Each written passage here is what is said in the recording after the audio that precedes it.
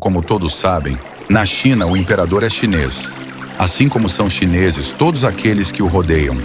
Passaram-se muitos anos desde que aconteceu o que vou lhes contar, mas esta é mais uma razão para narrar a história, a fim de que não seja esquecida. O palácio do imperador era considerado a coisa mais bela do mundo inteiro. Deixe seu gostei e se inscreva no canal e compartilhe para seus amigos, crianças, jovens e idosos, para não deixarmos essas histórias maravilhosas serem esquecidas. Era todo feito com a porcelana mais fina, mais cara, mas ao mesmo tempo tão frágil que só se poderia tocá-la com o maior cuidado. No jardim existiam as flores mais extraordinárias. As mais bonitas tinham campainhas de prata presas nela, as quais repicavam continuamente, de maneira que era impossível passar por perto das flores sem fitá-las. Até os mínimos detalhes do jardim tinham sido dispostos e que o muita habilidade, e ele era tão grande próprio jardineiro, não sabia onde ele terminava. Depois de muito caminhar pelo jardim, chegava-se a um grande bosque, onde havia árvores majestosas e lagos profundos. O bosque se estendia até o mar, que era azul e profundo, permitindo que os barcos navegassem próximo à margem, por debaixo das árvores. No meio destas, vivia um rouxinol que cantava de maneira tão deliciosa que até os pobres pescadores, ocupados em outras tantas coisas, se detinham para ouvi-lo, quando à noite cuidavam de suas redes repletas de peixe. "Céus, que coisa tão linda!" exclamavam, mas logo tinham que voltar ao trabalho e acabavam se esquecendo novamente do passarinho. E quando na noite seguinte o ouviam outra vez, soltavam a mesma exclamação. Os viajantes que chegavam à corte do imperador, vindos de todos os países do mundo, admiravam tudo maravilhados, especialmente o palácio e os jardins, mas quando ouviam o rouxinol diziam: "Isto é o melhor de tudo quanto vimos e ouvimos." Ao chegarem aos seus países, descreviam tudo. Os mais instruídos escreviam muitos livros a respeito da capital, do palácio e do jardim, mas ninguém se esquecia do rouxinol, que sempre colocavam acima do restante. Os viajantes, que eram poetas, escreviam os mais lindos poemas, todos a respeito do rouxinol que habitava no bosque que ficava ao lado do mar profundo. Esses livros se espalharam pelo mundo inteiro, e depois de algum tempo, chegaram até o imperador. Este sentou-se em seu trono de ouro e lia muito, inclinando a cabeça, entretido e feliz em ler todas aquelas maravilhosas descrições da sua capital, do palácio e do jardim. "Mas o rouxinol é o melhor de todos", leu ele. "Que significa isso?" inquiriu o imperador. Rouxinol. Não conheço nada a respeito dele. Existe um tal pássaro em meu reino e eu nunca ouvi falar nele. É extraordinário que eu me tenha inteirado a respeito por meio de um livro. Chamou imediatamente o primeiro mordomo, um personagem tão importante que quando um inferior que ria falar com ele e lhe fazia uma pergunta, ele se limitava a responder P, o que não significava nada 8 em absoluto. Dizem que aqui existe um pássaro maravilhoso, chamado rouxinol, e garantem que é o que de melhor existe em todo o meu reino. Como se explica que eu nunca tenha ouvido falar nele? Também nunca ouvi falar, respondeu o primeiro mordomo. Nunca foi apresentado na corte. Desejo que seja trazido para cá esta mesma noite, para que cante na minha presença, disse o imperador. Todos sabem que possuo esse pássaro, e eu, em troca, não sei de nada sobre ele. Nunca ouvi falar nele, respondeu o primeiro mordomo. Mas vou procurá-lo e o encontrarei. Todavia, onde poderia encontrar-se? Mordomo começou a subir e a descer escadas, a entrar e sair de habitações e a caminhar por corredores e ruas. Ninguém ouvira falar no rouxinol. Em vista disso, o mordomo apresentou-se novamente ao imperador para dizer-lhe que aquilo devia ser um mito, inventado pelos autores dos livros. Vossa Majestade Imperial não deve acreditar em tudo o que se escreve. Geralmente os livros não passam de invenções, quando não pertencem ao que denominamos de magia negra. 9. Mas o livro que li me foi enviado pelo poderoso imperador do Japão, de forma que não pode mentir. Quero ouvir esse rouxinol e insisto em que seja trazido para cá esta mesma noite. dar-lhe-ei a minha graciosa proteção. E se ele não estiver aqui esta noite, depois do jantar, mandarei chicotear todos os indivíduos da corte. Tsing-pé! Exclamou o enfático mordomo. E novamente percorreu toda a cidade, examinando casas e ruas e caminhando para lá e para cá. Quase a metade dos cortesãos o acompanhava, porque nenhum gostava da ideia de ser açoitado. Fizeram muitas perguntas a respeito do rouxinol, conhecido por todas as pessoas que moravam fora do palácio, mas que na corte ninguém conhecia. Finalmente, na cozinha, encontraram uma pobre menina, que, ao ser interrogada, respondeu: "Oh, Zero Rouxinol, conheço-o muito bem. Sim, é verdade que canta maravilhosamente bem. Todas as noites me permitem que leve um pouco da carne que sobra à minha ame, que está enferma. Ela vive a pouca distância da praia. E ao regressar, quando estou muito cansada, descanso um pouco no bosque e então posso ouvir o rouxinol. Seu canto faz virem as lágrimas aos meus olhos e tenho a impressão de que minha mãe me beija." "Pequena ajudante de cozinha", disse o primeiro mordomo, "obterei para você um emprego permanente na cozinha e lhe darei permissão para que vá cear com o imperador, se nos levar até onde se encontra o rouxinol. Ele tem ordens de se apresentar esta noite na corte." Dirigiram-se todos para o bosque, na direção do lugar onde o rouxinol costumava cantar. Quase a metade dos cortesãos tomava parte na excursão. E enquanto andavam com toda a pressa possível, uma vaca começou a mugir. "Oh!" exclamou um jovem cortesão. "Aqui o temos! Que voz tão poderosa para um animal tão pequeno! Mas eu já ouvi. Não, isso é uma vaca que muge. Ainda estamos longe do lugar em que canta o rouxinol", respondeu a menina. Então algumas rãs começaram a coachar. "É muito lindo!" exclamou o capelão chinês. "Parecesse com o toque do campanário da igreja." "Não, essas são as rãs", replicou a menina. "Mas me parece que não tardaremos a ouvi-lo." Então o rouxinol começou a cantar. "Aí está", disse a menina. "Ouçam!" E apontou para um pássaro cinzento que estava pousado num galho. "Será possível?" exclamou o primeiro mordomo. "Nunca o teria imaginado assim. Que aspecto vulgar! Talvez, ao ver tanta gente distinta, esteja assustado e tenha perdido as suas lindas cores." "Pequeno rouxinol", disse a menina em voz alta, "nosso gracioso imperador deseja ouvi-lo cantar." "Com muito prazer", replicou o rouxinol, gorjeando de modo delicioso. "Parece o tilintar de umas campainhas de cristal", observou o primeiro mordomo. "Vejam como se move ao cantar. É estranho que até agora não tenhamos ouvido falar nele. Estou certo de que alcançará um êxito estrondoso na corte." "Quereis que cante novamente para o imperador?" perguntou o rouxinol, pensando que este se achava entre os presentes. "Meu gracioso e pequeno rouxinol", disse o primeiro mordomo, "tenho a honra de ordenar-lhe que compareça esta noite na corte, a fim de tomar parte na festa que foi preparada para que você, com seu canto fascinante, maravilhe a sua graciosa majestade o imperador." "Meu canto soa melhor entre as árvores", replicou o rouxinol. De qualquer forma, acompanhou-os de boa vontade ao inteirar-se dos desejos do imperador. Zero Palácio fora extraordinariamente iluminado em atenção à festa. As paredes e os assoalhos, que eram de porcelana, brilhavam à luz de muitos milhares de lâmpadas de ouro. As mais lindas flores, todas com suas campainhas, estavam artisticamente dispostas nas passagens. Havia um grande movimento de servidores e convidadores de um lado para o outro, e uma forte corrente de ar, cuja finalidade era fazer soar as campainhas, de maneira a que todos os ouvidos se enchessem com seu som harmonioso. No centro da grande sala de recepção sentava-se o imperador e fora colocado um poleiro de ouro, para que nele se acomodasse o rouxinol.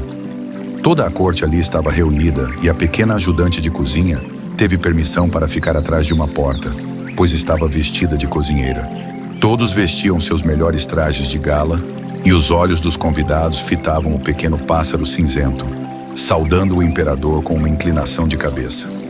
Zero Rouxinol cantava de um modo delicioso. As lágrimas assomaram aos olhos do imperador e começaram a rolar. Então o rouxinol cantou de uma maneira ainda mais bela e harmoniosa, e as notas de seu canto comoveram todos os corações. Zero Imperador estava encantado e disse que o rouxinol receberia o sapinho de ouro, para que o levasse em torno do pescoço. Mas o rouxinol agradeceu a distinção, recusando-se e dizendo já se considerar suficientemente recompensado, e cantou novamente de maneira celestial. Foi o canto mais maravilhoso que já ouvi em toda a minha vida, diziam as damas e todos os cortesãos. E algumas delas encheram a boca com água, tentando imitar os gorjeios do passarinho, quando alguém lhes fazia uma pergunta.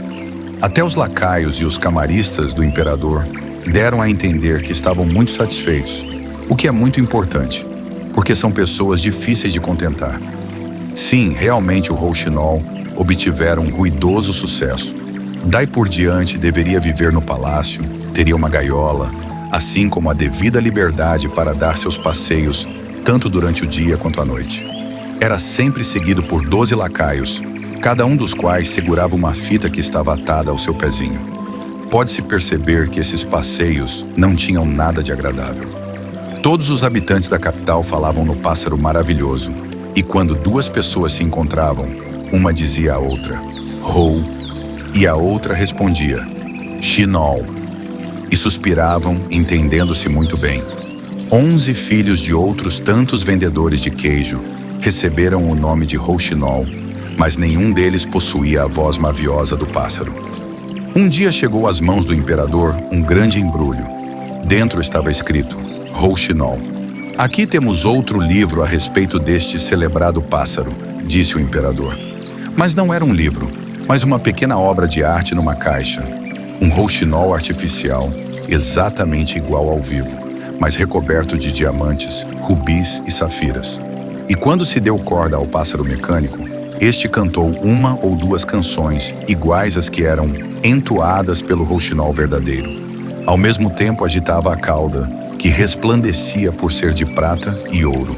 Em volta do pescoço levava uma fita, na qual estava escrito: Zero rouxinol do imperador do Japão é muito pobre em comparação com o do imperador da China. Que lindo! Exclamavam todos extasiados. Quanto à pessoa que levara o pássaro à corte, recebeu o título de introdutor em chefe dos rouxinóis imperiais. Agora será preciso que cantem juntos. Será um duo maravilhoso. Realmente fizeram-nos cantar juntos, mas o resultado não poderia ser pior. Cada um dos rouxinóis cantava por sua conta, isto é, o verdadeiro criava a todo instante novas harmonias, enquanto que o outro só repetia as duas únicas canções que podia entoar e que eram em tempo de valsa. Este não tem culpa alguma, observou o mestre de música da corte. Canta perfeitamente no compasso e respeita todas as regras musicais. Logo depois, o pássaro artificial teve que cantar sozinho. Alcançou tanto êxito quanto o verdadeiro e ainda tinha a vantagem de ser mais bonito, pois resplandecia de modo extraordinário. Cantou a mesma canção 33 vezes e não se cansou. Todos o ouviram desde o começo, até que o imperador declarou ter chegado a vez do rouxinol verdadeiro. Mas onde estava ele? Ninguém reparara quando ele saíra pela janela aberta em direção ao bosque. Que significa isso? Perguntou o imperador. Todos os cortesãos se manifestaram escandalizados e declararam ser o pássaro muito ingrato. De qualquer forma, ficamos com o melhor, disseram todos. E o rouxinol artificial teve de cantar novamente. E, embora fosse a 34ª vez, ninguém aprendera a melodia, pois esta era realmente difícil. O mestre de música louvou extraordinariamente o rouxinol artificial e insistiu em dizer que era melhor que o verdadeiro.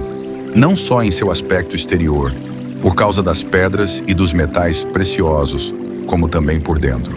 Porque devem levar em conta, senhoras e senhores, e, antes de todos o imperador, que com o verdadeiro rouxinol jamais se sabe o que vai ouvir, ao passo que com o artificial isso está de antemão decidido.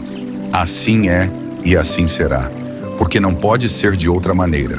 Aqui se podem explicar as coisas. É possível abrir o pássaro e demonstrar o engenho humano ao dispor as valsas. Pode-se ver como funciona o engemernáquel e de que maneira uma nota se segue à outra. Essa é exatamente a nossa opinião, responderam todos em coro. Turdemla, mestre de música, teve licença para mostrar a todo mundo, no domingo seguinte, o pássaro maravilhoso. Também, na opinião do imperador, poderiam ouvi-lo cantar. Realmente, todos o viram e ouviram, e todos se entusiasmaram, como se estivessem embriagados de chá, pois todos sabem que esse é o costume chinês. Exclamaram admirados, apontaram-no com o dedo e inclinaram as cabeças. Mas os pobres pescadores que ouviram o verdadeiro rouxinol disseram: "Este canta muito bem e se parece extremamente com o verdadeiro, mas falta-lhe algo, embora não saibamos o que seja." E o verdadeiro rouxinol foi desterrado do reino. Zero pássaro artificial tinha para seu uso uma almofada de seda, junto à cama do imperador. Todos os presentes de ouro e pedras preciosas que recebera, estávamos espalhados em sua volta.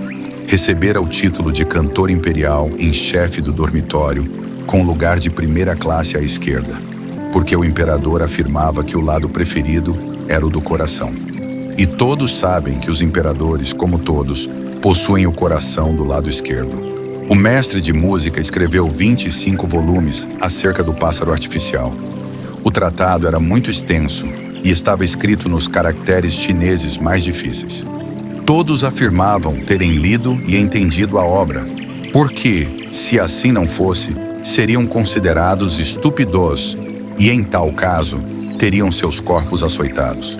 E tudo continuou assim durante o espaço de um ano. Zero imperador, a corte e todos os demais chineses conheciam perfeitamente os trinados e gorjeios do pássaro artificial. Todavia, justamente por isso, eles gostavam ainda mais, porque podiam acompanhá-lo em seu canto.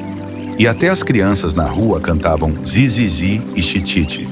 Zero, próprio imperador, sem se dar conta, fazia o mesmo que os demais.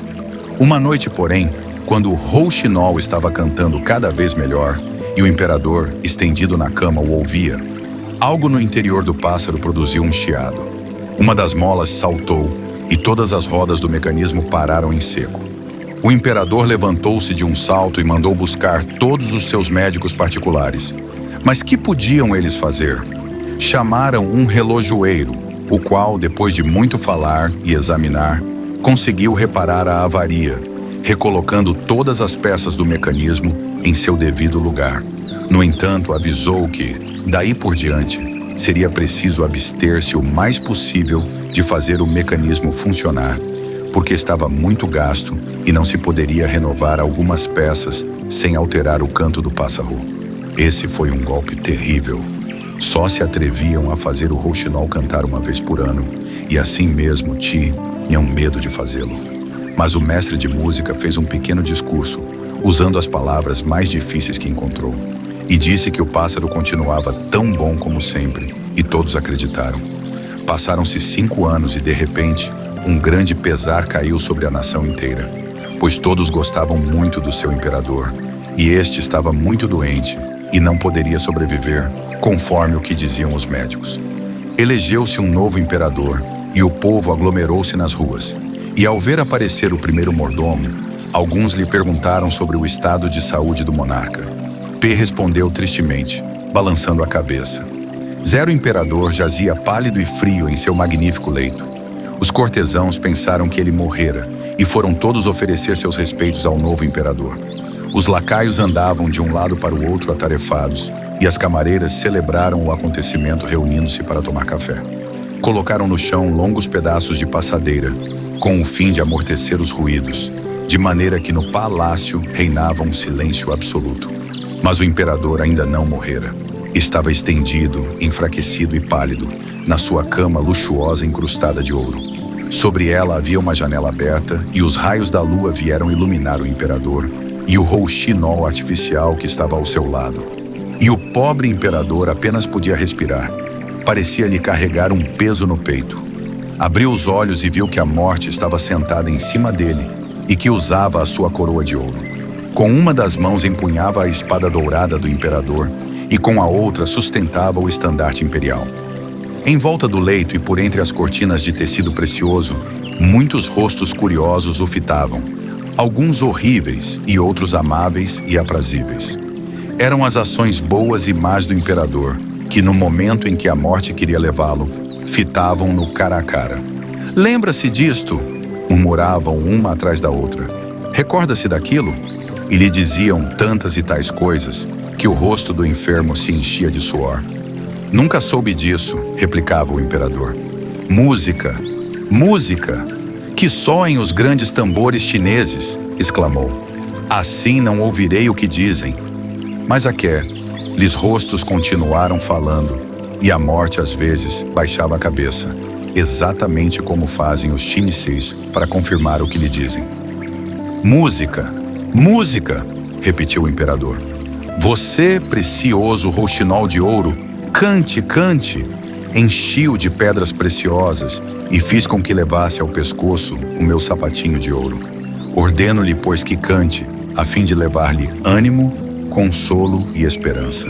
E à medida que ia cantando, empalideciam e desapareciam por momentos os rostos que rodeavam o leito do imperador.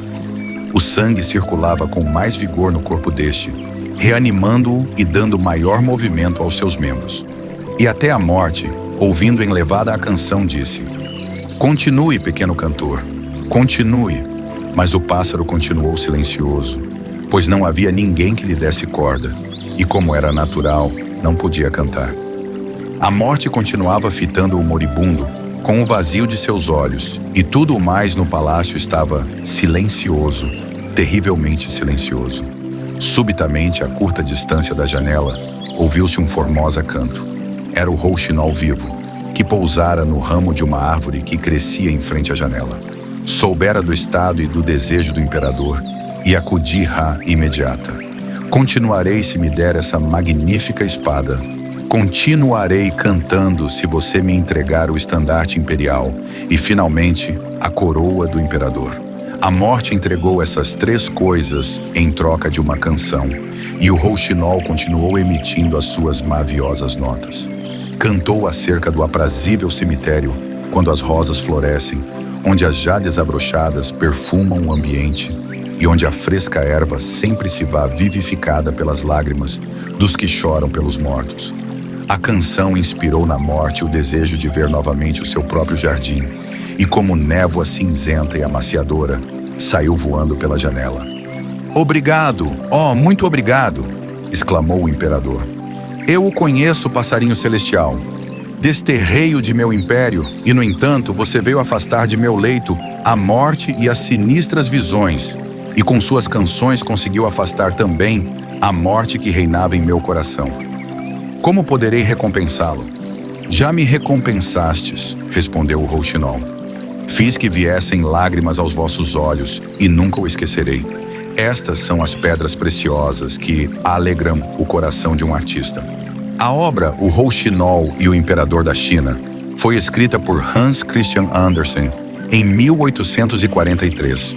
O conto foi publicado pela primeira vez em 11 de novembro de 1843, em Copenhague, como parte do primeiro volume da coleção Novos Contos de Fadas.